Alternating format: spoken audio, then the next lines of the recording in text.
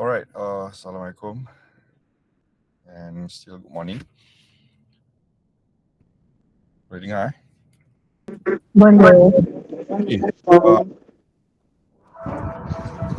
Before we proceed with the one that we, ataupun at least I planned for today, just to highlight lah, we're still readjusting ourselves with the new system, the new structure of lessons. Sebab with the new system di mana kita punya meeting, instead of 7 meetings with 2 hours each, 14 hours, 14 hours in total, now with the 25 hours in total, so kita kena buat some adjustment. So here we are in seminar tu, seminar 2 pun, tapi ada 2 hari kan, Sabtu and Ahad. So for the first seminar on Saturday hari ni, kita akan revisit balik the topics, the previous topic that we've discussed, which is the the cash flow statement. Okay, the topic of cash flow statement. And let's look at the question balik. Let me share with you kejap.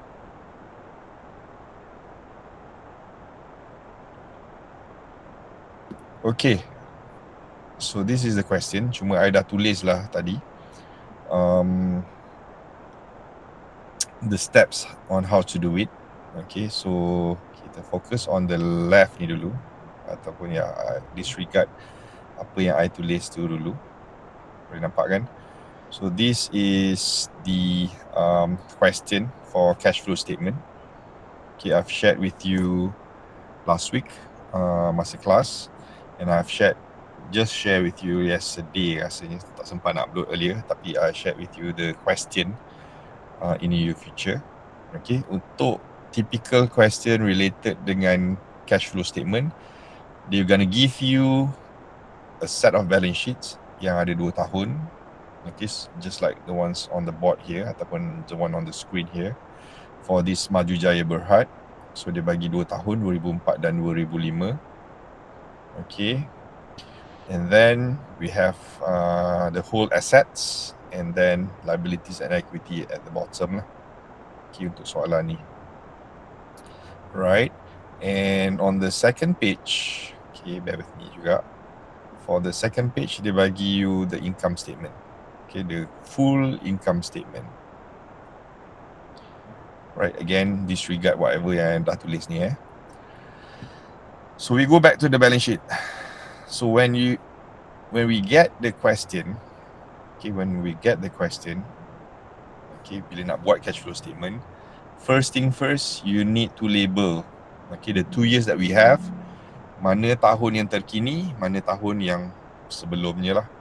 So usually it will be 1 year before that, right? So the positioning of the current year and the previous year tak semestinya in this particular order. It can be like this, 2004 on the left and then the recent one, 2005 on the right.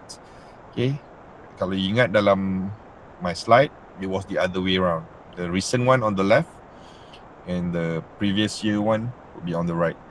So that format yang dalam slide tu consistent dengan format dalam annual reports. Sebab dalam annual report, the recent one will be on the left and then the previous year one will be on the right. Okay, in that particular order lah. Okay, but untuk soalan ni dia terbalik. But anyway, first thing first, label. Okay, yang mana yang paling terkini, you letak dia sebagai X1, the recent one. And then the previous year one, you will be X0 lah, ataupun X0. You letak dia sebagai tahun yang sebelumnya, X0. Okay, just for labeling purposes, so that you understand lah the concept kejap lagi bila kita nak cari the difference. Okay, if you want to find the difference later. Right, bila kita dah define the actual current year dengan the previous year, then when we can do the next step, whereby if you recall last seminar, I shared with you in terms of how to do the differences. Okay, kita kena cari perbezaan untuk setiap items dalam balance sheet ni, right? And then we have to selain daripada find the difference, kita kena classify what would be the best action. Okay, what would be the best action? Now, untuk the difference, in fact semuanya dah letak sebenarnya. I always suggest you, even though dalam slide sebelum ni I dah mention, cash will not be included. Okay, cash tak perlu kira, right? Cuma for me, I think best kita akan start the difference starting from cash ni. So daripada first line ni kita dah cari perbezaan dia. Alright, so to find the difference, okay, take X1 minus with X0. Okay, X1 minus dengan X0. So maksudnya dekat sini, if you look for cash, our 2005 figure would be 7282. Alright, and the previous year one in 2004, the figure is 9000. So you take 7282 minus 9000, we're gonna get in bracket ataupun negative 1718. Okay, so X1 minus XO, I label dia sebagai X1 minus XO. So maknanya 2005 minus 2004. So the result here, the ones in bracket, menunjukkan dia bukan negative value sebenarnya. Sebenarnya kita nak indicate that the movement is decrease. The movement is decrease. So maksudnya dekat sini, in 2004, the value of cash, okay, ni line pertama adalah cash, is 9,000 ringgit. And a year later, in 2005, the value has decreased to 7282. Okay, dia menurun dari 9,000 turun ke 7,282. So what does it mean? It decreased by 1718.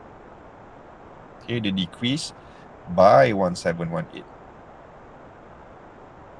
So for cash, the three items that we have here, okay, 9,000, 7282 with minus 1718 here, will be appearing in the summary section. Okay, I letak kat sini action. Untuk cash, kita akan letak dia dalam summary. Okay, kejap lagi in the actual format of cash flow, I will share with you where kita akan letak lah this cash item. So the three items, the 9,000, 7282 and 1718, dia akan appear dalam kita punya summary of the cash flow. Okay, so we don't put it anywhere else. Okay, and our target, okay, bila kita buat kita punya so-called cash flow statement ni kejap lagi, we're gonna find negative 1718 ni. Okay, we will try to find negative 1718. So kalau kita punya answer is not consistent, not tally with 1718, meaning there's something wrong dengan kita punya calculation lah somewhere. Okay, so moving on to the second item. Second item in the current assets, we have marketable securities. And these marketable securities akan masuk dalam financing activities.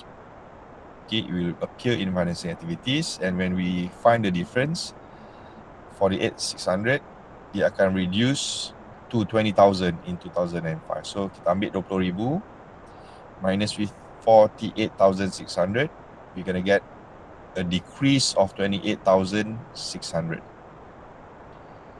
Okay, so untuk marketable securities, value dia turun It will decrease by 28,600 ringgit. Now, kalau you ingat classification table yang I shared with you 2 weeks ago, there are ways macam mana kita nak classify setiap satu items. Okay, untuk assets, okay, we are doing assets now, right? So untuk assets, okay, kalau nak ingat shortcut, simple je. Kalau dia decrease, meaning in bracket, meaning negative, the action will be the opposite. Dia akan terbalik untuk action dia. So when we get a negative ataupun a decrease of 28,600, dalam bracket maknanya dia turun ataupun negative value tu, the action will be the opposite. Maknanya kita akan tambah, we're gonna add. bila dia negatif. Okay, so the action untuk asset dia akan inverse lah ataupun the opposite. Okay, it will be the opposite.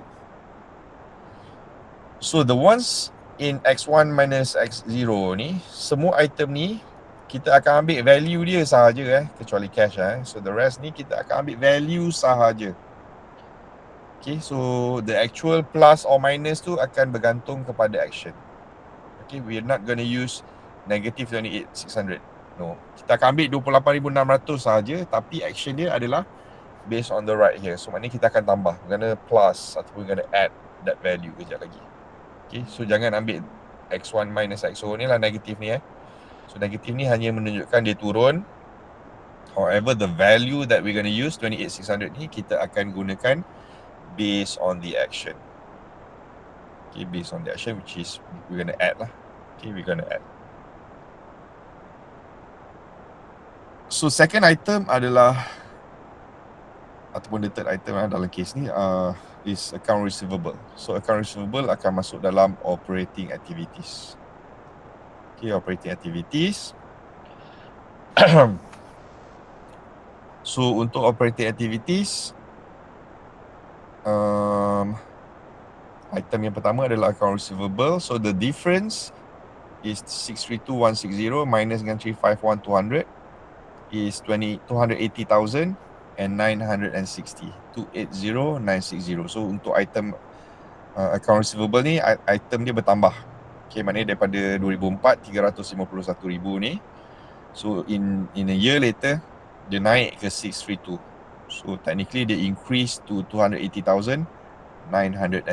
So dia bertambah. So again, rule of thumb untuk simpler memorization, bila dia bertambah dekat sini, so our action untuk asset dia adalah terbalik. So meaning we minus. Okay, we minus. Alright. And then the third item yang kita akan masuk dalam cash flow statement adalah inventories. So this inventories akan masuk dalam operating activities. So from 715,200 dia increase to 1,287,360 ataupun mathematically kita ambil lah 1,287 minus dengan 715. Then we get 572,160. Okay, so again this is a positive value. Kita nampak dia plus ataupun dia bertambah. So in terms of action untuk asset, bila dia tambah kat sini kita minus for the action. Okay, so that's our current assets. Alright. And moving on, dalam asset yang seterusnya adalah fixed asset. So untuk fixed asset ni, there are two scenarios. There are two possibilities. Soalan boleh bagi gross fixed assets or soalan can bagi net fixed assets. So apa perbezaan dia? Tapi untuk soalan ni dia bagi dua-dua. Dia bagi gross dan juga net. Okay. So if the question give you gross, okay, gross only contohnya ataupun both macam ni, priority will be given to gross. Sebab gross ni dah take into consideration the depreciation. Okay. So kalau you nampak kat sini, the gross ni lepas tu dia tolak the depreciation, the less depreciation, then we get the net. Okay. Our concern adalah nak dapatkan the gross amount. Okay, the difference of the gross. So kalau dibagi gross, it's better for you sebab kita boleh terus guna amount yang bila kita differentiatekan dia. So for example, for this question, the 2005 figure adalah 1.2 million. And in 2004, the value was 491,000. So bila kita buat perbezaan, we get 711,950. Okay, 711,950. And this amount is positive, they increase. So kita akan label dia sebagai minus. Okay, remember, asset action dia adalah the opposite. So kita minus. Okay.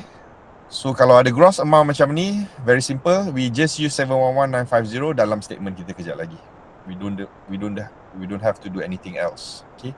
However, I nak highlight again, kalau lah gross not given, contohlah not given, dia hanya bagi net fixed asset.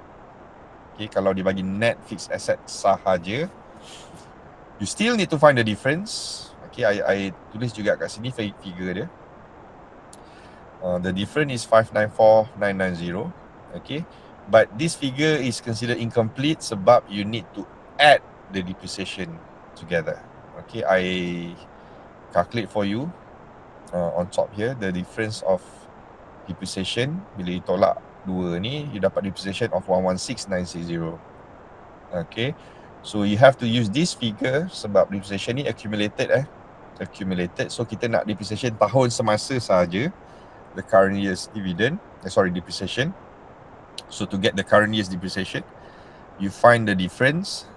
The 116,960 is our current year or 2005 depreciation. So bila you add these two, 594,990 dengan 116,960 ni, bila you add two combined together, you're gonna get the same amount, 711,950. Okay, so soalan ni bagus sebab I can share with you both ways how to find the fixed asset amount. Okay, sama ada number one, just use the gross fixed amount, gross fixed asset together. Bila you minus, you dapat 711 directly. Or kalau dia tak bagi gross, dia bagi net for example, you kena add dengan depreciation. So this 116,960 ni sebenarnya, okay, bear with me you can get this from the income statement as well. Okay, income statement ada bagi depreciation for the year 116,960.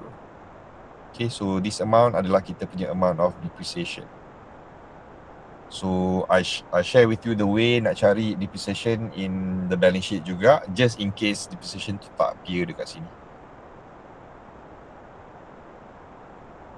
Okay, so yeah, that's our assets altogether. So the gross fixed asset akan masuk dalam investing activity. So remember, dalam cash flow statement akan ada 3 kategori of activities. Number one, dia akan masuk dalam operating activities. Most of current asset, current liabilities akan ada dalam operating together with net profit and depreciation. And then we have the investing activity. Investing activity hanyalah fixed assets. And then the third category adalah the financing activities, whereby we have the marketable securities kat dalam tu. We have notes payable and we're going to have the long-term liabilities and equity kalau ada dalam financing activities. Okay, so that's clear for the assets. Now, kita tengok dekat liabilities and equity. So, untuk liabilities and equity, our action will be correspond dengan difference. Correspond bermaksud dia akan tally. So kalau X1 minus X0 tu kita dapat plus sign, okay, perbezaan ni adalah plus, so our action akan correspond accordingly dengan sign dia. So maknanya kalau dia plus kat sini, kita akan add. Kalau dia minus dekat the difference, kita akan tolak lah kat sini. Okay, unlike asset tadi terbalik. Okay, itu kalau shortcut nak ingat lah, nak remember what will be the action. So the first item dalam liabilities adalah account payable. Account payable akan masuk operating activity. So the difference between the two numbers is 178,400. Okay, 324,000 minus 145,600 adalah 178,400. So since it's increased, the value is positive, then we're gonna add. So action kita adalah kita add dia. Okay, we're gonna add that value. Second item adalah notes payable. Notes payable masuk dalam financing activities. So 720,000 minus 200,000 adalah 520,000. So again, the figure is positive. So positive kita add. Okay, and finally untuk liabilities ataupun current liabilities yang terakhir adalah accruals. So accruals will be in operating activity. So 284,960 minus 136,000, we get 148,960. Okay, again, that's positive. We're gonna add. Okay, and moving on to the long-term liabilities ataupun long-term debt. And this long-term debt akan masuk dalam financing activity. So this 1 million minus 323,432, we get 676,568. And this figure bila dia positif, again kita akan add juga. Alright, so technically for this question, all liabilities akan masuk ataupun kita akan add the amount lah. Kita akan add according to the categories. Okay, kita akan add dia according to the categories yang dah label kat sini lah. Operating, financing, the operating again, and also another financing kat sini. Right, so for the common stocks, 460 dengan 460 maknanya tak ada perbezaan, so therefore it will not be relevant, so kita tak masukkan dalam kita punya statement. And the last item in the liabilities and equity ada retained earnings. Okay, for retained earnings, technically it will not appear dalam kita punya cash flow statement as it is. Okay, untuk retained earning dia tak masuk However, we might need to use this retained earning kalau kita nak cari dividends. Okay, so the difference I letak kat sini 106, 136. Okay, this amount I letak kat sini, but this amount will not appear dalam cash flow statement on its own on a standalone basis. Tetapi the retained earning important. Okay, kalau you tengok dekat atas ni I've shared with you juga sebelum ni, the relationship between the net profit with the retained earning together with the dividend. Okay, so remember kita mungkin gunakan retained earning punya difference ni bila kita nak cari dividend. Why? If you see these relationships, NP ni adalah net profit, and as I mentioned before, bila company generate net profit for the year, what they do, usually they're gonna pay dividend to the shareholders. Okay, dia akan bayar a portion of the net profit dalam bentuk dividend, and the rest of the money dia akan simpan dalam business in a form of retained earnings. Okay, so imagine kalau company ni earn 100 million worth of profits, net profit, and the company decided to pay dividend 30 million. Contohnya so the balance of the money out of this 100 million, which is 70 million, akan disimpan di dalam business as a reserve, as a retained earnings. So in order for us to find dividend, reverse kalau kita guna reverse punya calculation, so nak cari dividend we need to know the retained earning.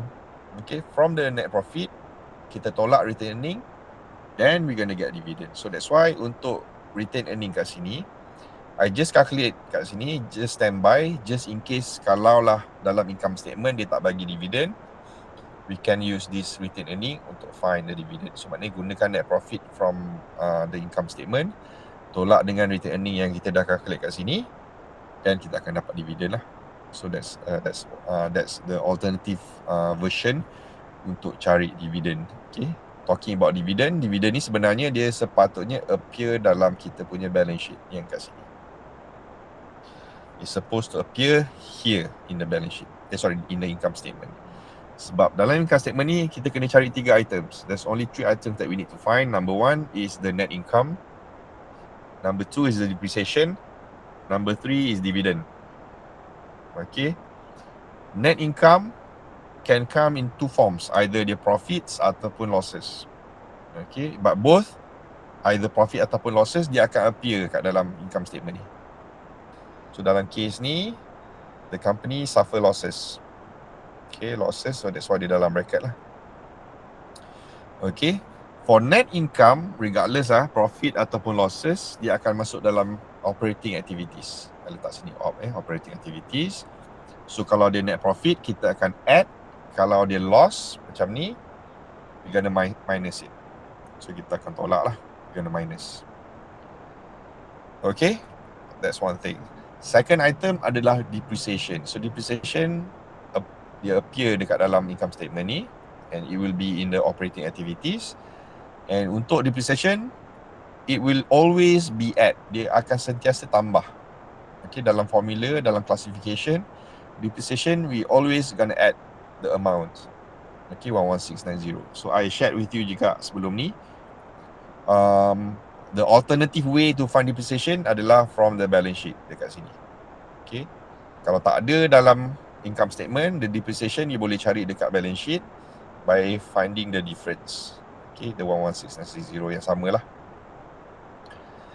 Okay, so kat sini tadi ada letak add so you hanya perlu add satu kali sahaja. So either you use this amount daripada balance sheet ataupun you use the amount from the income statement.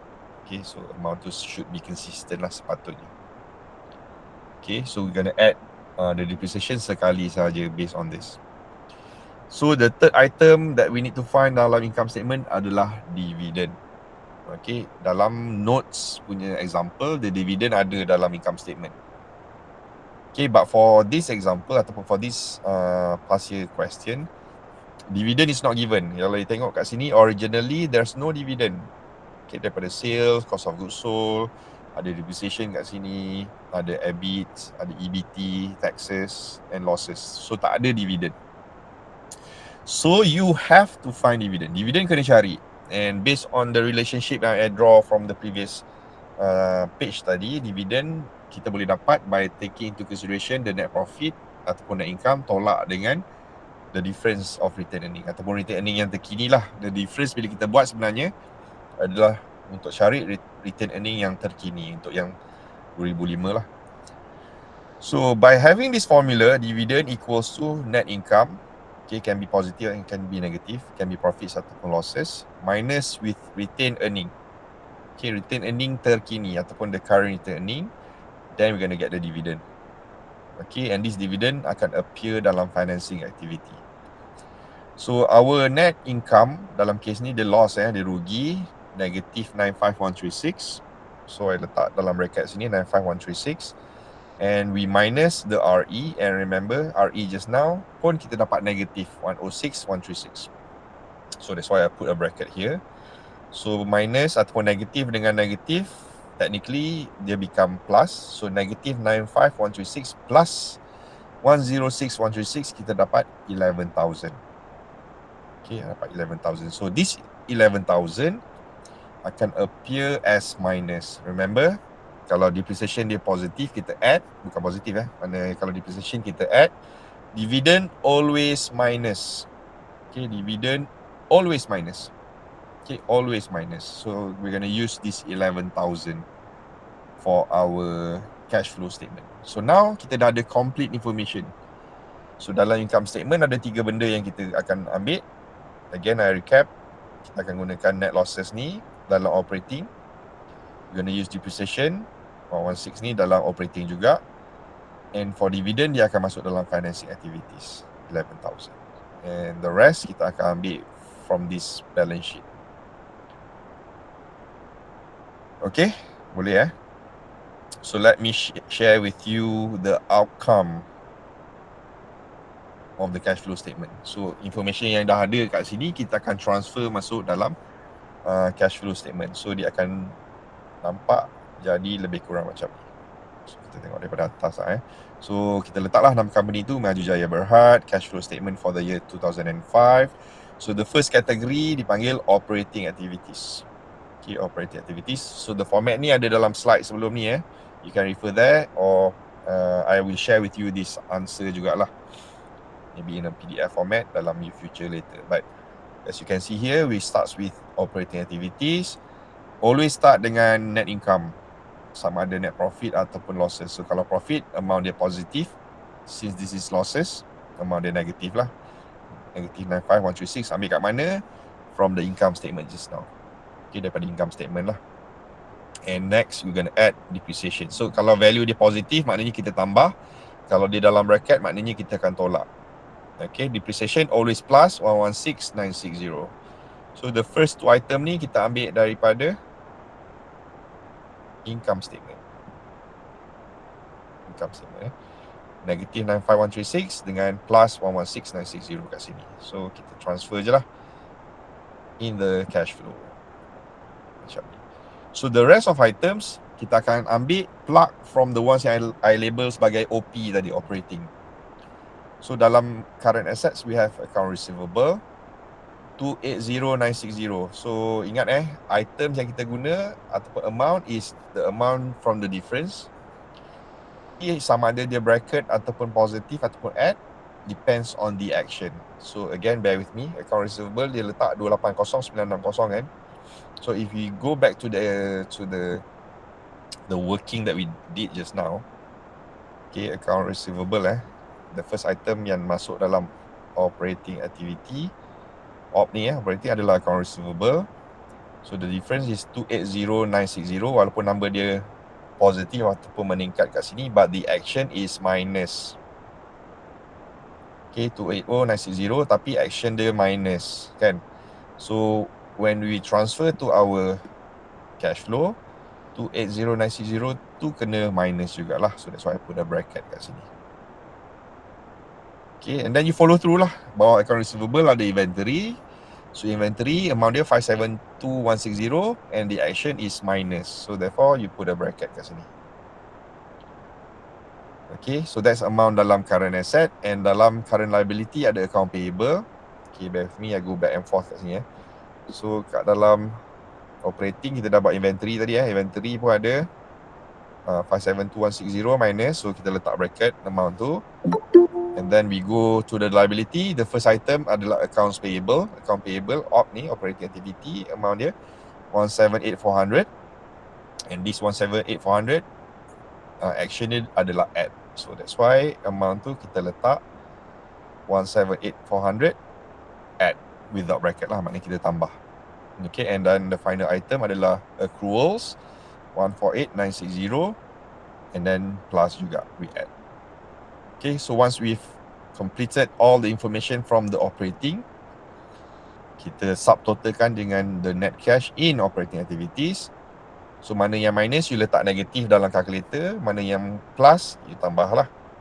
Okay, so maknanya negatif 95136 plus 116960 minus 280960 minus 572160 plus 178,400 and plus 148,960, you're going to get a negative 503,936 dalam operating activities. Okay, so untuk subtotal of operating kita dapat negatif untuk soalan ni lah. Okay, so markah akan diberi based on each item yang betul kat dalam kategori ni. So kalau figure salah, obviously tolak markah kat situ. Or kategori yang salah, sepatutnya account receivable ni ada kat operating tapi you letak dekat investing contohnya, ataupun dekat financing, tu pun tak dapat markah yang betul lah. So markah akan diberi based on correct categorization. Secondly, on the amount yang betul lah. Alright, so be careful on the sign, on the action. Okay, kena make sure action ni betul lah. Minus dengan add tu. Okay, moving on to the second category, dipanggil investing. Okay, untuk investing satu item saja, the gross fixed asset ataupun the fixed asset, cuma label dia kita letak sebagai net capital expenditure. Okay, net capital expenditure. Kita tengok dalam fixed asset. So fixed asset just now kita gunakan gross. Okay, I letak sini investing gross.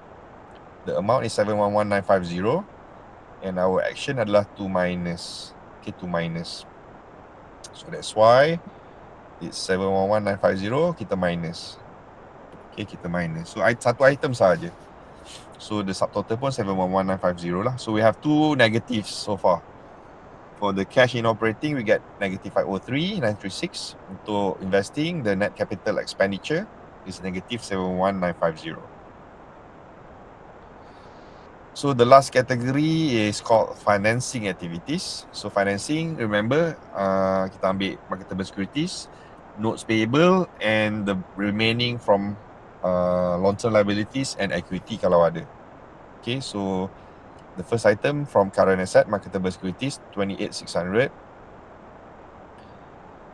Here, dah label dia financing kat sini kan. So financing, 28,600. Jangan ambil the one in the bracket, 28,600, ambil value saja. And the action adalah plus, add. Okay, kita guna add.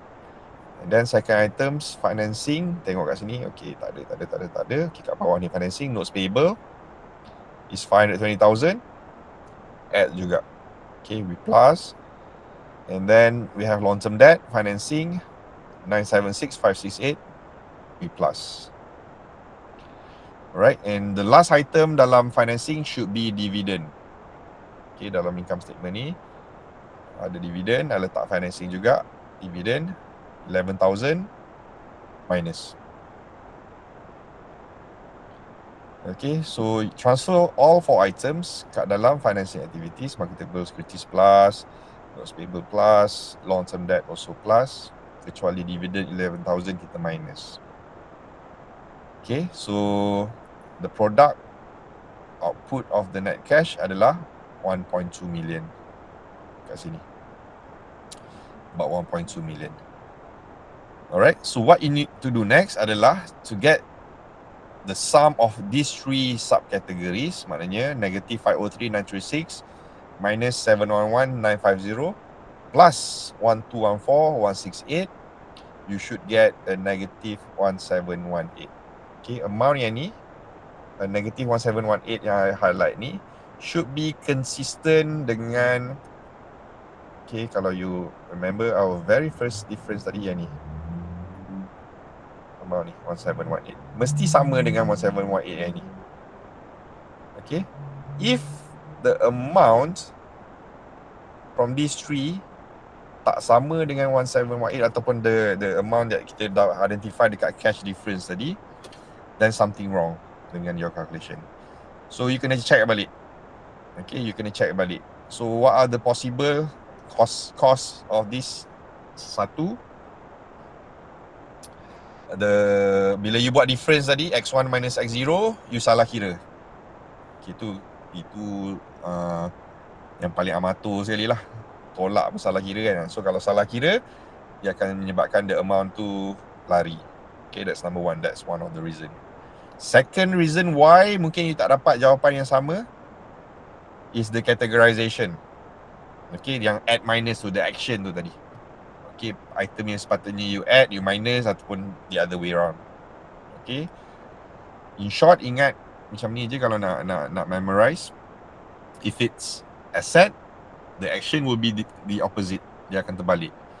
Kalau equity dengan liabilities, the difference will be together dengan action. So kalau dia plus ataupun dia increase, dia plus. Kalau dia negative, kita akan minus. Alright. And the third reason maybe, apa lagi reason ni? You terlupa, missing information, missing items. Okay, untuk dalam balance sheet ni mungkin tak ada masalah. Okay, kalau kita tengok balik kat sini items in the balance sheet sepatutnya you tak tertinggal lah. Semua ada kat sini, kita tahu mana yang nak transfer, mana yang tak. Cuma untuk item income statement tadi, ingat we have net income, we have depreciation and we have dividend. 3 items ni. Okay, item yang selalu tertinggal mungkin adalah dividend. Sebab there's a chance that dividend tu tak diberi. Okay, macam contoh soalan ni lah, dividend tak bagi kan. So kalau you tak kira manually macam ni yourself, you might left out dividend. Okay, the 11,000 ni mungkin tertinggal and therefore you cannot get the amount tu tally lah dengan apa tadi, negative 1,780. Okay, so double check amount and also the items. Okay, so those are the 3 yang selalunya berlaku lah. So the net changes is negative 1718. Cash beginning of the year is 9,000 positive. Bukan positif lah, maknanya this is beginning, which is item ni kita dapat daripada 2004, and then bila kita tolak ataupun negative 1718 plus 9,000, we get 7282 in total. Okay, we're gonna get 7282. Okay, so these three items kita boleh dapat from here. We dapat from these 3 items. Okay, so the beginning is 9,000 tadi and the ending is 7282. Okay, so this is the net changes tadi lah. Alright, so that's cash flow statement. Okay, that's cash flow statement lah. Any question? So bila dah cash flow statement tu dah ready, let's conclude our ni lah, conclude our topic number 2. And this topic number 2 akan masuk dalam kita punya especially the cash flow statement lah, akan appear dalam kita punya first test nanti. Okay, kalau tak ada soalan, perhaps we're gonna take a short break. Okay, kita break kejap. And maybe 15 minutes or so macam tu. Before kita akan continue dengan topik number 3, which is the financial ratios. Okay, I'll see you guys in a bit. Okay, jumpa kejap lagi.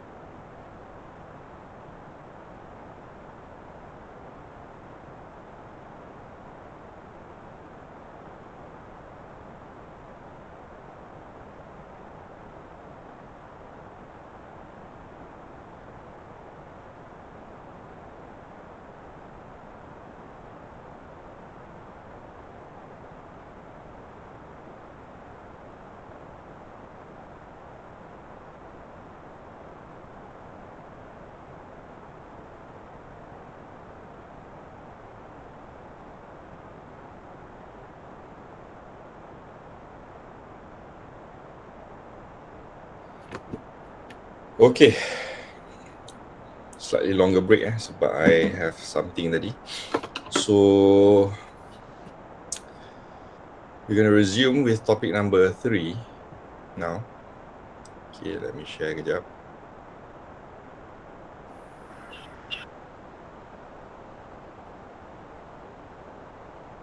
Okay, so this is topic number 3, the financial ratios and analysis. Okay, as I mentioned before, this topic would be important because this will be base ataupun this will be your base lah, your guideline actually for your group project. Okay, so your group project primarily will use this topic alone. Okay, topic number 3, financial ratios and analysis. And here we're going to explore number 1 later. What are the categories and the types of financial ratios? And then the types of analysis. Okay, kalau kat sini dia letak 2, trend and cross-sectional. But actually there's another one, it's called hybrid analysis. Okay, ada 3 sebenarnya, the types of analysis. And finally we're going to explore what are the limitations. Okay, sebab financial ratios and analysis are not perfect, obviously. Akan ada a few downside, drawbacks of the technique. So we're going to explore jugalah what are the limitations that we have with regards to financial ratios. Bear in mind, we might not able to finish everything today. So kalau tak sempat habis hari ini untuk the whole ratios and analysis, we're going to continue with this tomorrow. Okay, face to face lah in class. So what is financial ratio? So financial ratio is a technique that incorporate the analysis and also the interpretation, whereby the users, we're going to use the financial ratios to measure and to analyze, number 1, the current performance. Okay, so this is the main use, current performance. But current performance usually will be used by the internal parties lah. Okay, internal parties bermaksud the managers or the staff, okay, of that particular firms, in order to measure what are their current performance. Okay, how they do currently dari segi in achieving their targets, for example. Okay, so current performance ni, data dia memang menggunakan data yang sama lah, which is the balance sheet, income statement. Nak tengok dia punya assets, liabilities and so on.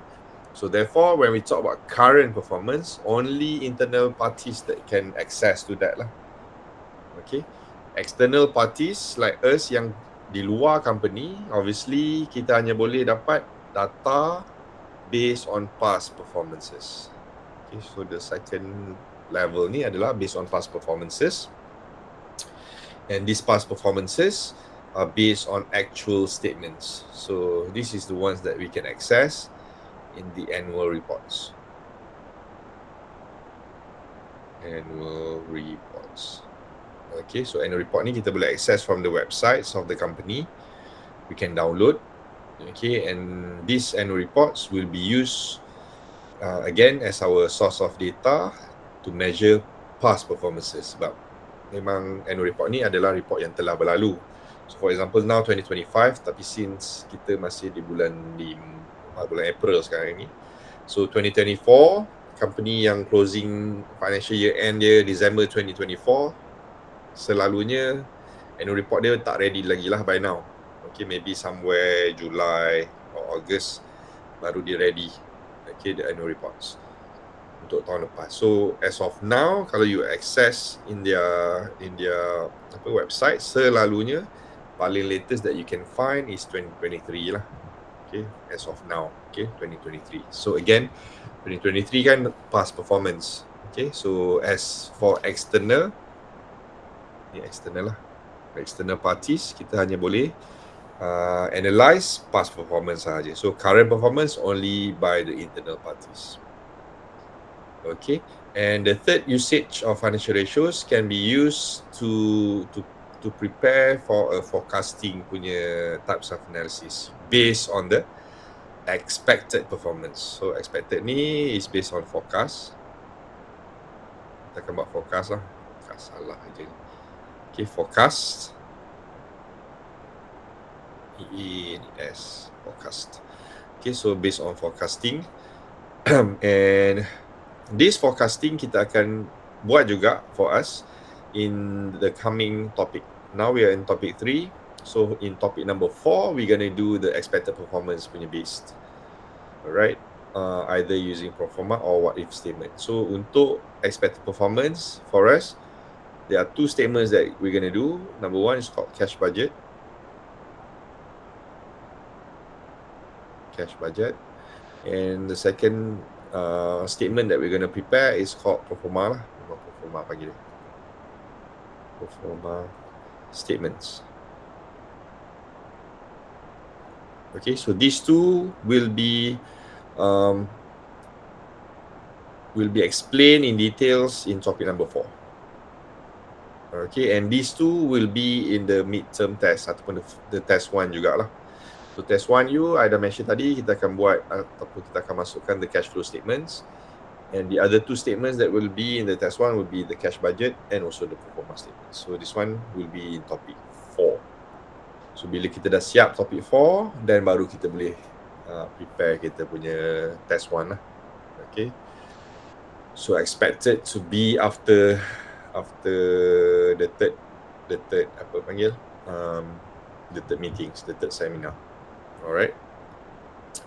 So the financial ratios will show the relationship among the financial statements, the balance sheet and income statements, and usually be used by investors. Remember, investors ni adalah the external parties. The managers would be the internal parties, and any other interested parties yang berkenaan. Mungkin interested parties ni can be the regulators. Regulators ni mungkin bank negara ataupun Securities Commission yang nak tahu. Or mungkin student macam you all pun might have to use financial ratios. Okay, and we use this to analyse and interpret the firm's financial positions and performance. So kat sini nampak ada 2 elemen.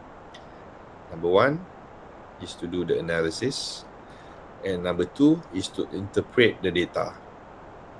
Okay, so we need to have these 2 when we do financial ratios. So kejap lagi when we discuss the financial ratios, you're going to see that setiap satu ratio tu I akan letak number 1 how to analyze by looking at the formula, macam mana nak calculate, and number 2 based on the calculation we have to interpret the data, the result. So result tu kita kena explain lah, interpret accordingly. So setiap satu ratio kejap lagi you akan nampak the formula, and at the bottom you're going to see one simple explanation, and you can use that as your reference in order for you to interpret lah.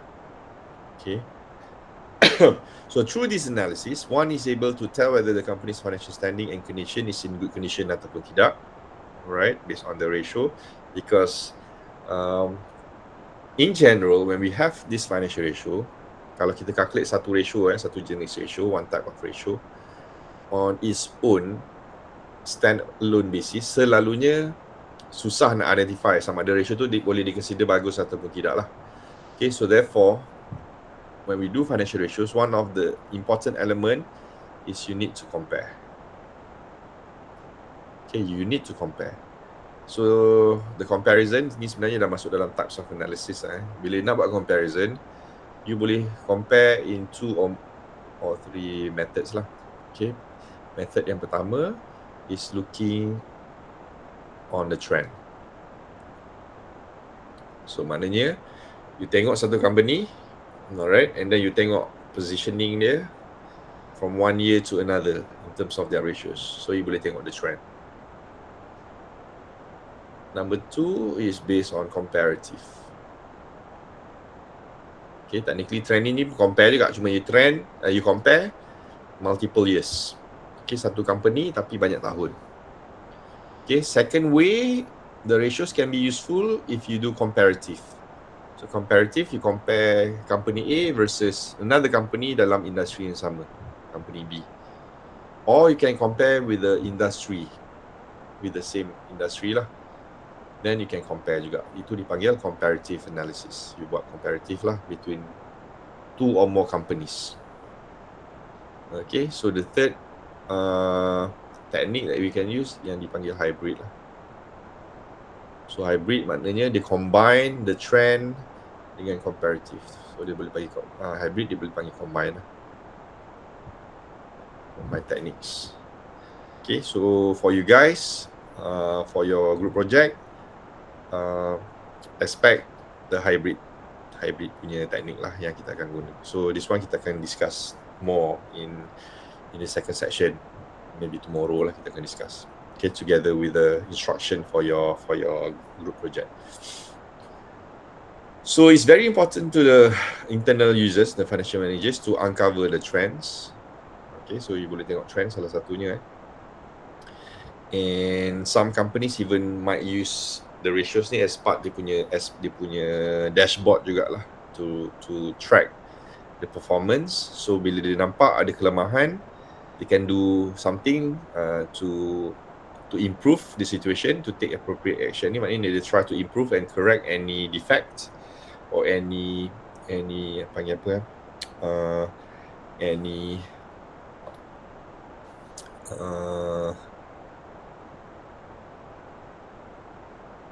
apa dia word yang sesuai panggil tu, ialah any policies that you need to enhance, any steps taken that can be improved. Okay, so just to correct any deficiencies lah. Or kalau benda tu memang bagus sekarang ni, you can take a little bit further. Maknanya you try to enhance it and try to boost up even more in order to achieve the company's punya objective lah. Okay, so that's why we need to have these financial ratios. So for the types, so sebelum kita tengok types, kita boleh tengok the categories. So the ratios can be categorized into 5 different categories. Okay, they split into 5 different categories. We have the liquidity ratios, the leverage ratios. So leverage ni boleh associatekan dia dengan hutang lah, debts. So leverage ni sebenarnya nak tengok the dependency of the company with the debt and also selain daripada dependency, we can also see the ability of the firms to pay the debts. Okay. Number 3 is about activity. So activity ni associated dengan the operations lah, operation of the company. Number 4, profitability. Okay, how much profit ataupun how well the company is generating profits. And lastly, market and equity. So untuk market and equity ni, ratio ni, it's only applicable kalau company tu public listed company. Public listed. Why? Because some of the elements or some of the items that we need to find when we want to calculate the ratio is only applicable if you're public listed company. So items like market share, items like number of shares. Okay. So kalau di private limited mungkin tak ada information tu, especially price, share price. Okay. Kalau dia tak trade publicly, macam mana dia nak ada share price? Okay. Sendirian Berhad company, tak boleh lah. So untuk public listed ni, karakteristik dia adalah company yang ada Berhad dekat ujung dia. Okay. Whatever lah, X, Y, Berhad. So this company, Berhad companies, one of the key characteristic, dia kena publish information dia to the public. So they make their information available to the public lah, to download. And this public tak semestinya dia punya investors, dia bukan shareholder saja. Anybody. Remember tadi, the parties yang berminat, it can be the managers internally or investors or any other relevant parties from outside. Okay, make it available lah. So for your group project, you kena pilih this kind of company, the public listed company sahaja. Okay, reason being, satu, sebab data available senang. It's much easier for you to get the data and much easier for you to start your project. Okay, so the detail of the project kita akan explore tomorrow lah. Okay, so these are the 5 categories. And setiap satu kategori ni mungkin ada lebih, bukan mungkin memang akan ada more than one types. Okay, so contohnya macam liquidity ratio kejap lagi akan ada 3 types. Okay, and then combine lah. Leverage mungkin ada lagi 3, activity mungkin ada 5 or 6, profitability, market equity. So all together 5 categories ni, they have about 20 something ratios. Okay, 20 plus ratios all together. Okay, ada banyak kat sini Okay, ada banyak. So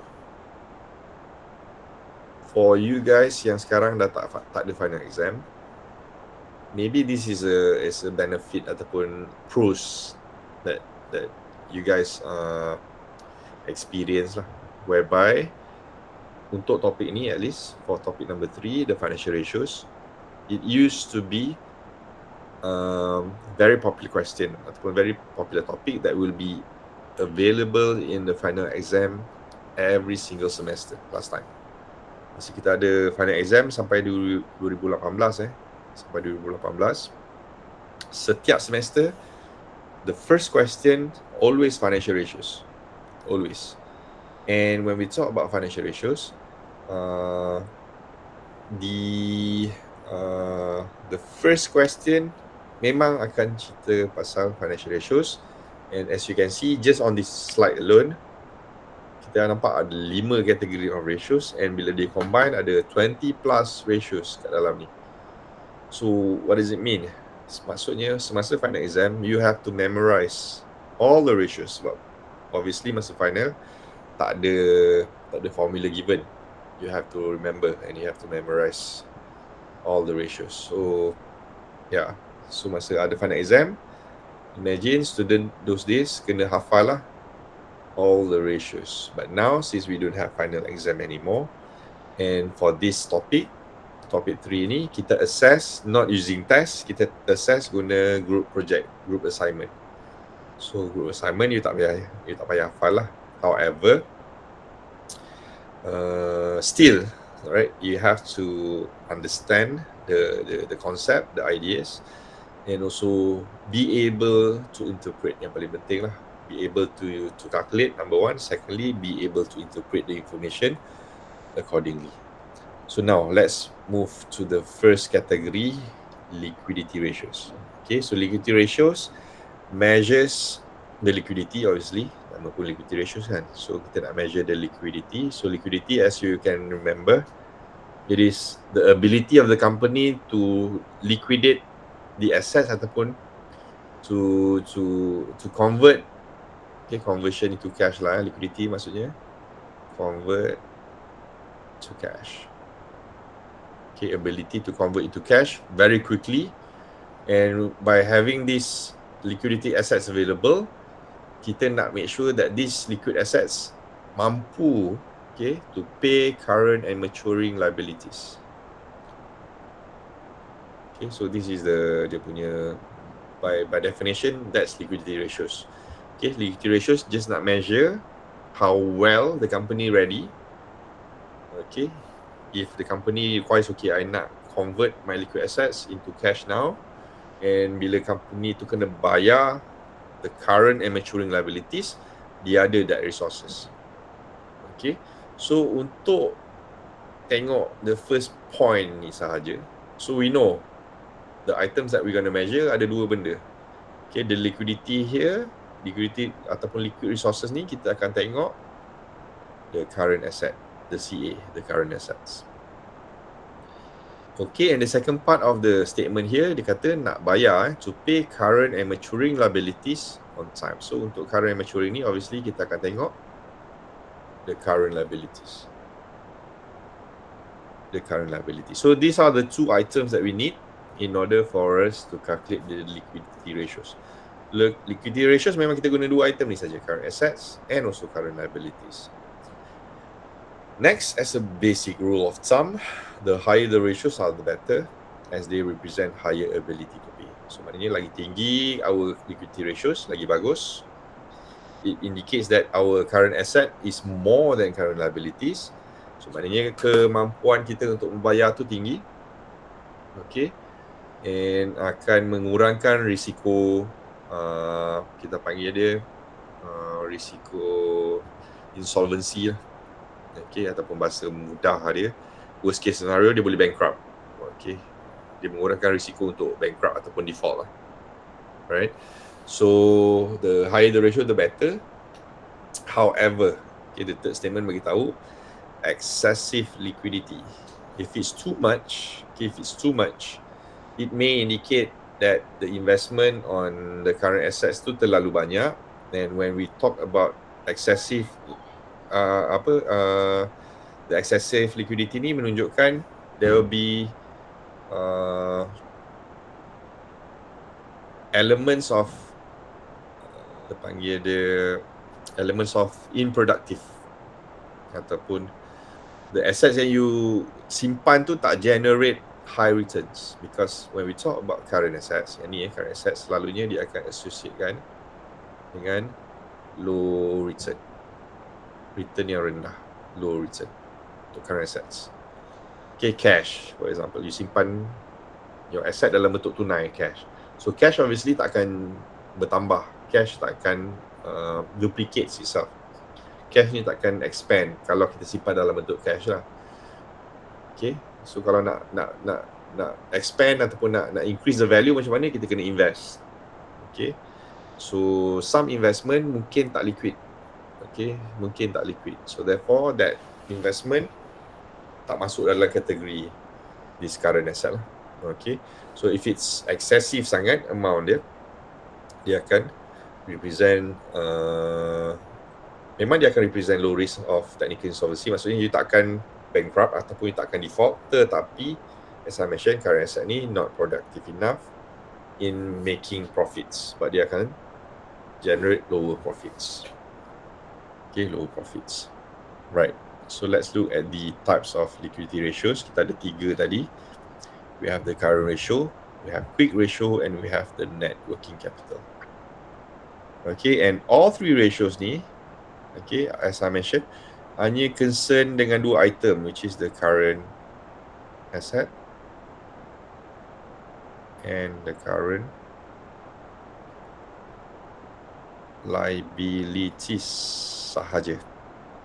Okay, only these 2 items ataupun these 2 categories of items dalam balance sheet. So both ni again you boleh tengok dalam the balance sheet ataupun the statement of financial position.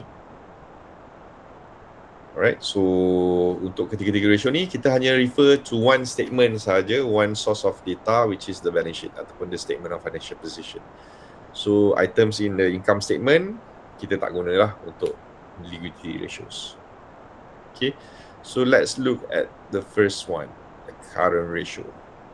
So current ratio measures short-term solvency and indicates to extent which the claims of short-term creditors are covered by the current assets. As I mentioned, by having this ratio, kita nak tengok kemampuan sebenarnya, kemampuan company ni untuk bayar short-term obligations ataupun short-term loans yang dia ada, and tengok dia mampu to what extent, right?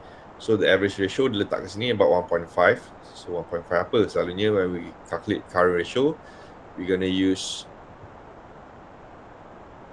times. Okay, 1.5 times ataupun kita boleh guna simbol X ni.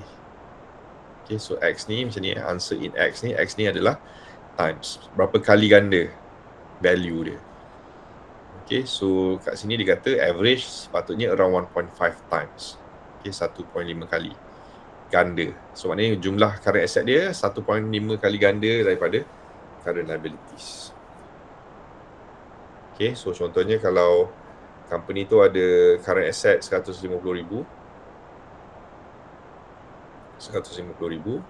and current liabilities dia 100,000 contohnya. So kalau gunakan formula ni, okay, 150k divide by 100k, so we're gonna get 1.5 times lah. Okay, buang 2 ni, 2 zero kat bawah ni, then you substitute, then you're gonna get 1.5 times. So this is an example lah, the simple example how to find the current ratio by having the total current assets divided by the total current liabilities. Okay, so the answer in times, as I mentioned, the higher the ratio the better, which indicates that if the ratio is high, it shows the ability of the company to pay short-term obligations on time. So yang statement kat bawah ni adalah statement that can assist you to interpret the data. Okay, setiap ratio kejap lagi you nampak selain daripada formula yang diberi ni, we're going to have this short statement at the bottom, and you can use this statement untuk interpret the result of your financial ratios. Okay, so untuk tengok ataupun untuk explain benda ni even further, okay, better kalau kita gunakan kita buka past questions. Okay, katakanlah kita buka June 2018, sorry. So ni contoh soalan final exam before. Okay, as I mentioned tadi, last final exam available was December 2018. Okay, untuk group yang awal tadi I guna December 2018, but for you guys I'm going to use June 2018 instead. Okay, doesn't matter sebab setiap semester akan ada soalan financial ratios. Okay, and as you can see here, again, ni tak applicable to you anymore. Just highlight how it works before. So ada 5 soalan kat sini, and you have to answer all questions. Okay, kena jawab semua lah. Okay, sebelum 2018 ni, way back before that, dia pernah satu moment tu, the questions might have 6 questions or even 7 questions. Okay, so bila dia 6 soalan contohnya, dia tak akan suruh answer all lah, dia akan suruh jawab 5 daripada 6 yang available. So dia still akan they ask you to answer 5 questions. Okay, cuma later part, I tak ingat lah starting bila, tapi sampai 2018 ni, dia appear 5 questions, you have to answer all questions. Okay, so the first question, always financial ratios. So this is example of financial ratios from June 2018. So dia akan bagi you, the first is statement of financial position, like this.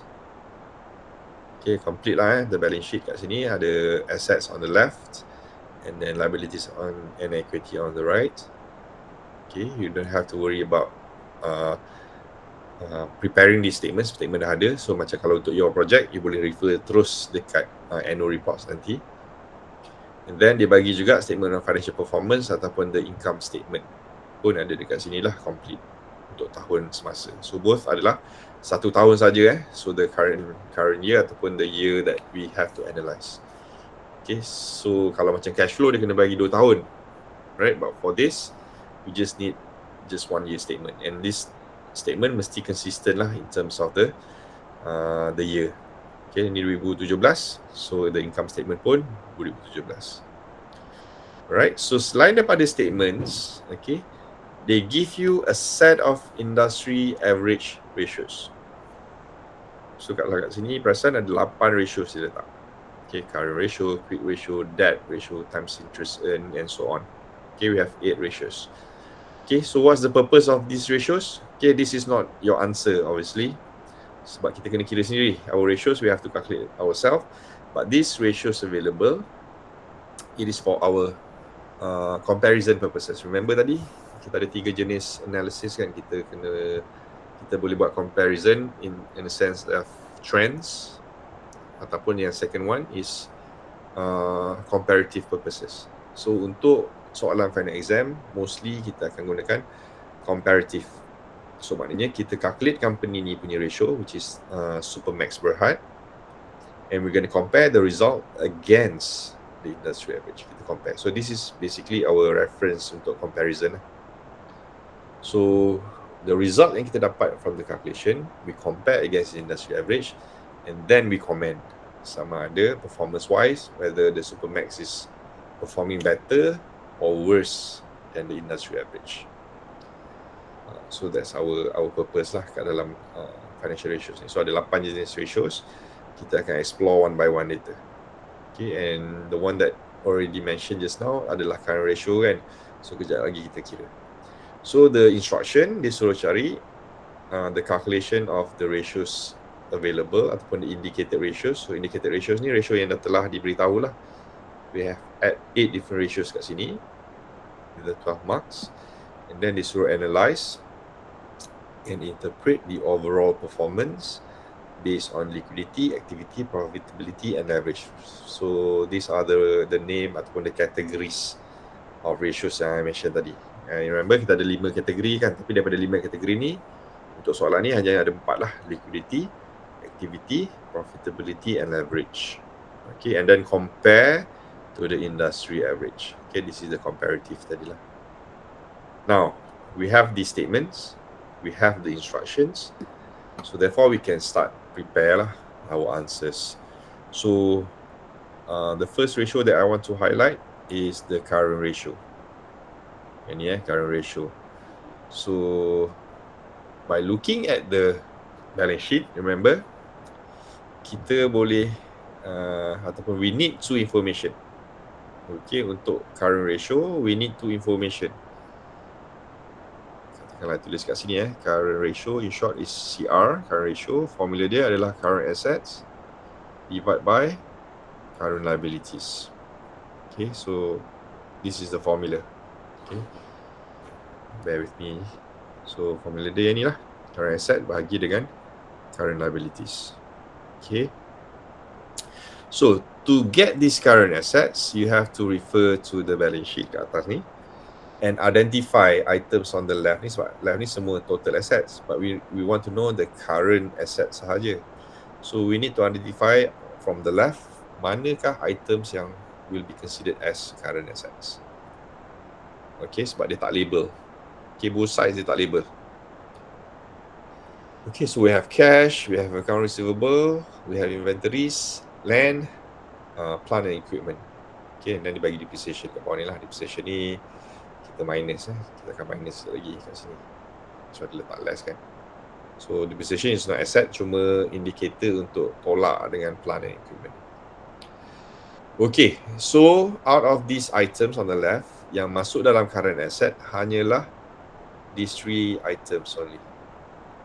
Okay, these 3 items, cash, account receivables and inventories are considered as current assets.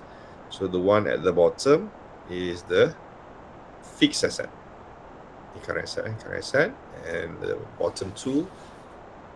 Okay, and then take into consideration minus 37 ni lah will be the fixed asset. Okay, and the ones on the right, accounts payable, notes payable, long-term debt, common stock, preferred stock, retain earning. Okay, remember dia ada 2 kategori. Okay, and total liabilities ni pun sebenarnya split into 2, current dengan long-term liabilities, and then the rest are equity. Okay, so on the right here we have account payable and notes payable. So these 2 be our current liability. Long-term debt adalah long-term liabilities, and the 3 at the bottom is our equity, common stocks, preferred stocks, and retained earnings. Okay, so this is very crucial sebab this will indicate macam mana nak kira kejap lagi our ratios. Okay, so far baru current asset lah.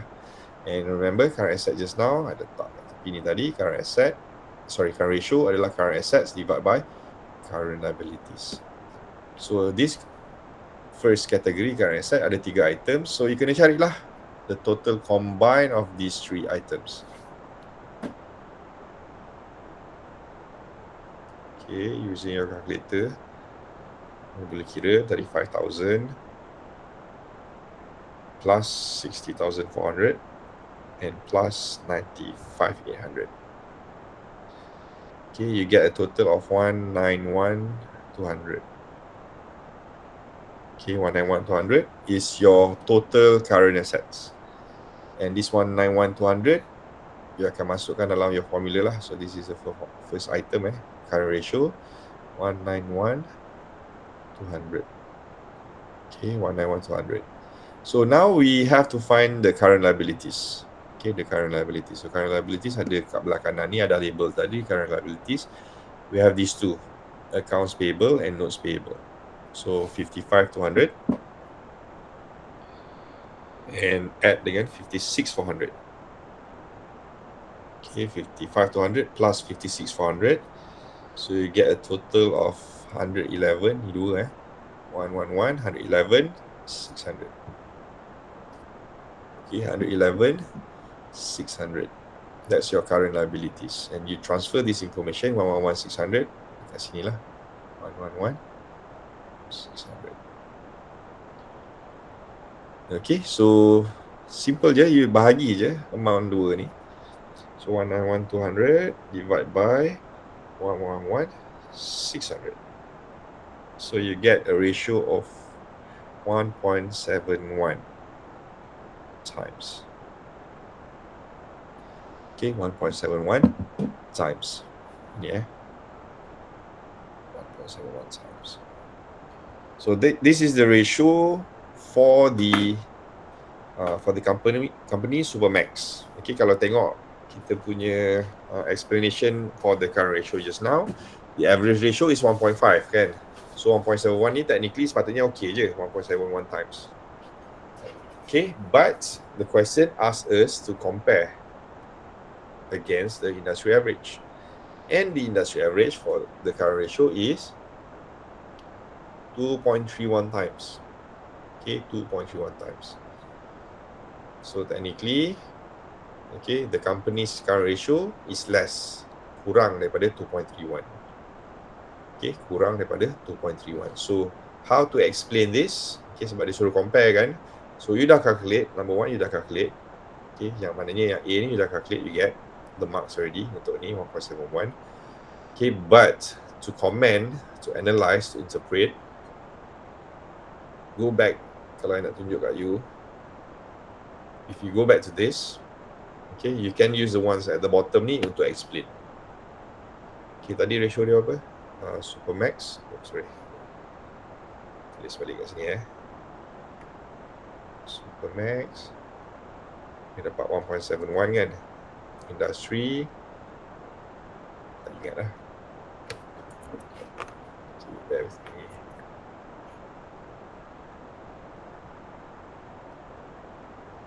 .71 versus 2.31. So industry 2.31.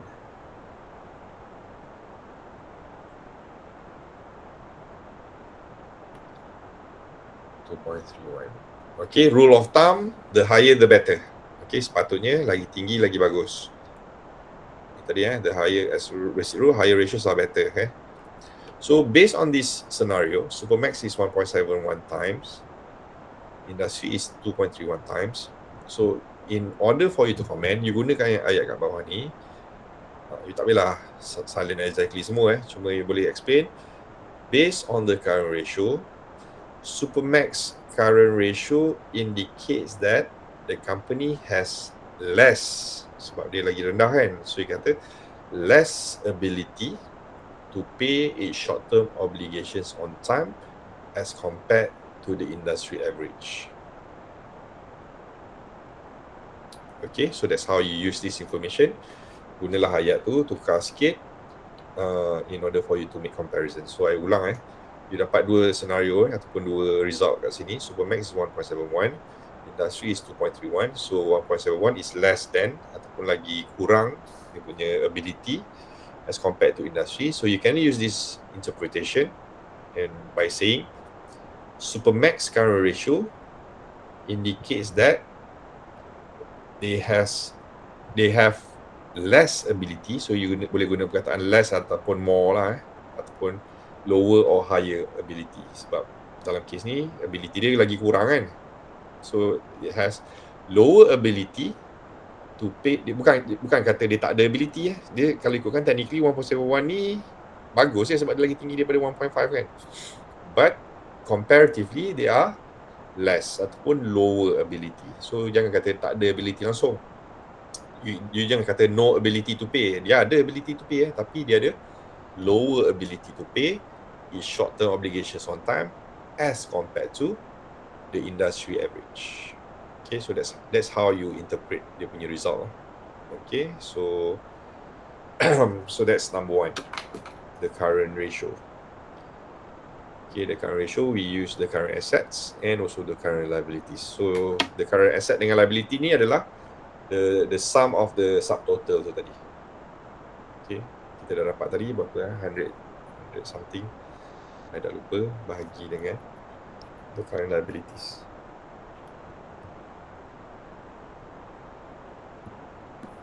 $191,200 for the current assets, $111,600 for the current liabilities. So solve dah item yang pertama, ratio yang pertama, the current ratio. Second ratio adalah quick ratio dalam soalan ni, the quick ratio. And the industry average is 1.33. So we need to calculate quick ratio jugalah. Okay, and we still use current assets dengan current liabilities sahaja. Okay, but apa beza dia dengan current ratio just now? Okay, for quick ratio number 2, it is also known as the acid test ratio. Oh, sorry. Switch on the pen. So also known as acid test ratio. So kadang-kadang soalan dia tak guna quick ratio, dia suruh calculate. Okay, number 1 current ratio, number 2 acid test ratio. So acid test ratio ni technically is quick ratio jugalah. Okay, it is a measurement of the firm's ability to pay short-term obligation on time, sama je.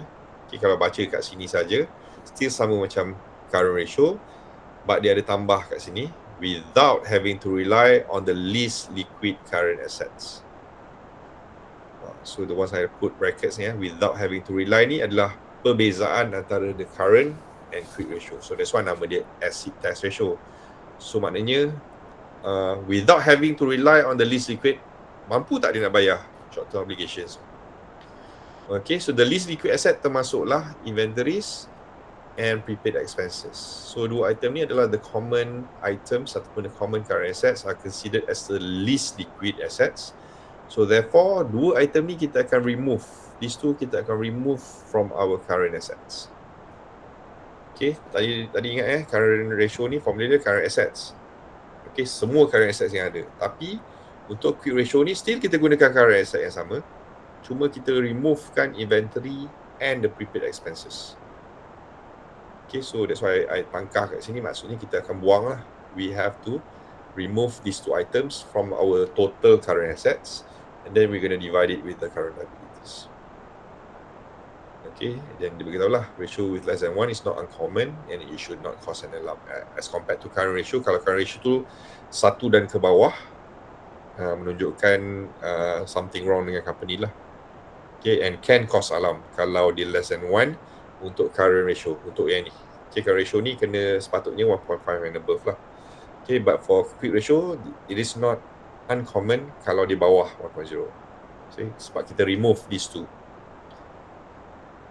Okay, cuma kita nak tengok, kalau dah dua item ni tak ada, mampu tak, masih strong tak position dia secara liquidity. Okay, so that's why formula dia, I recap, is current assets minus minus inventories and prepaid expenses and divide by current liabilities. So the punya explanation, still the higher the better. Higher ratio reflects the ability to pay short-term obligations on time, sama macam sebelum ni, but without relying on inventories and prepaid expenses. Okay, tambah ni je, tambah statement yang terakhir, without relying on inventories and prepaid expenses. So coming back to this question just now. Okay, untuk Supermax ni, kita dah buat number 1 tadi, current ratio. So kalau untuk soalan number 2, kita buat quick ratio kan, I letak sini simbol QR, quick ratio. So dia current asset dia, okay, minus dengan inventories dengan prepaid expenses, PE, and then you're gonna divide with current liabilities. So current liabilities basically is the same as number 1 lah. So 111,600 ni kita boleh guna pakai. Cuma untuk the top part, for the numerator, you're gonna take 191,200 ni. Okay, since ada kat sini 191,200, so you kena removekan dalam case soalan ni yang least liquid hanyalah inventories. Dia tak ada prepaid expenses kan. So we just have inventories. Okay, so technically you boleh ambil 191,200 tolak 95,800, ataupun you just add these two lah. You tolak, you plus these two, without taking into consideration inventories, you should get the same answer. So maknanya kalau you tambah dua ni sepatutnya 95,400. Okay, 95,400. Okay, yang dua ni dua ni is 95,400 without having inventories dalam your current assets. So ataupun 191,200 tolak 95,800 lah. Okay, so jawapan dia sama je, 95,400. So I terus tulis jawapan lah kat sini 95,400 kat sini. Kan 95 tadi kan, 95,400. So 95,400 kat sini. So kalau tak ingat tadi I recap macam nak dapat 95,400. You add these two without inventories, 35,000 dengan 6400, you get 95,400. Ataupun you guna 191,200 yang kita calculate tadi minus the inventory 95,800. So you should get the same answer lah. Okay, and then you're going to divide this with the current liabilities of 111,600. Okay, 95,400 divided by 111,600. So you get 0.85 times. Okay, 0.85 times. Ini So again, in comparative dengan the industry average 1.33. Still, the Supermax is less than the industry average. So dari segi ability-nya, both quick ratio and current ratio, the company's performance is less than the industry average. Okay, so how to interpret? You jawab lah. The company's quick ratio indicates that they have lower ability to pay short-term obligations without relying on, dalam case ni inventories lah, sebab dia ada inventory saja kan, without having to rely on inventories as compared to the industry average. Okay, as compared to the industry average. So as of the first two, dua-dua ratio menunjukkan company ni performa dia lagi rendah daripada industry average. Okay, boleh The third ratio, okay, number ini tak kena-mengena dengan industri apa yang diperlukan kat sini. I just following the flow from the notes. Dia ada yang ketiga dipanggil net working capital. Okay, NWC, net working capital. So formula untuk net working capital, we use current assets and we use current liabilities juga. Cuma sekarang kita minus. Okay, for net working capital, formula dia adalah current assets minus current liabilities. Okay, so net working capital ni is the absolute measurement of net working capital lah, ataupun the measurement of liquidity. So maknanya net working capital ni must be positive, lagi tinggi lagi bagus. And the measurement will be in ringgit. Cuma untuk soalan ni, we cannot use because dia tak bagi industry average punya net working capital. Okay, kita tak boleh compare lah. Tapi untuk explain to you how the net working capital works, okay, so information kita dah dapat tadi, current assets 191,200. Okay, ingat kita guna current assets yang total bukan ambil yang quick ratio punya current asset. Kita guna current asset yang total 191,200, and then the current liabilities 111,600.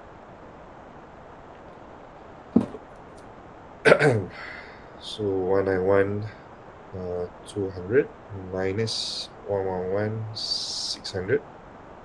So we have the measurement of 79,600 ringgit. Okay, so this is the absolute measurement lah, ataupun the absolute liquidity amount for Supermax. So dia ada excess of 79,600 ringgit. Okay, and this NWC kalau kita kena calculate kalau soalan suruh lah.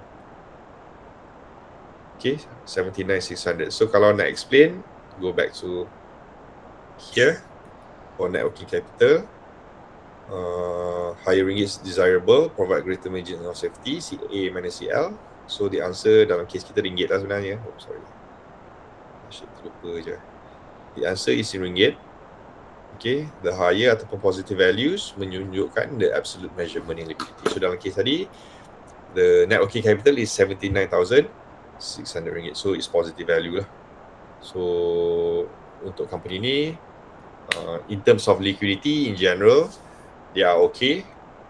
Tapi comparative dengan industry average, they has lower ability ataupun lower capability untuk serve dia punya short term obligations. Okay, I think untuk hari ni itu je yang sempat nak explain. So kita berjaya siapkan our first category. Okay, the liquidity ratios, the 3 types of ratios kita dah discuss. So for tomorrow kita akan proceed dengan the remaining 4 ratios. Okay, and then we akan explore jugalah yang saya cakap tadi. We have the types of analysis, we have the limitations, and if time permits, kita akan explore ataupun I akan share dengan you the instruction for the group project yang akan revolve around this financial ratios sahaja. Okay? Any questions? Ada ke soalan nak tanya?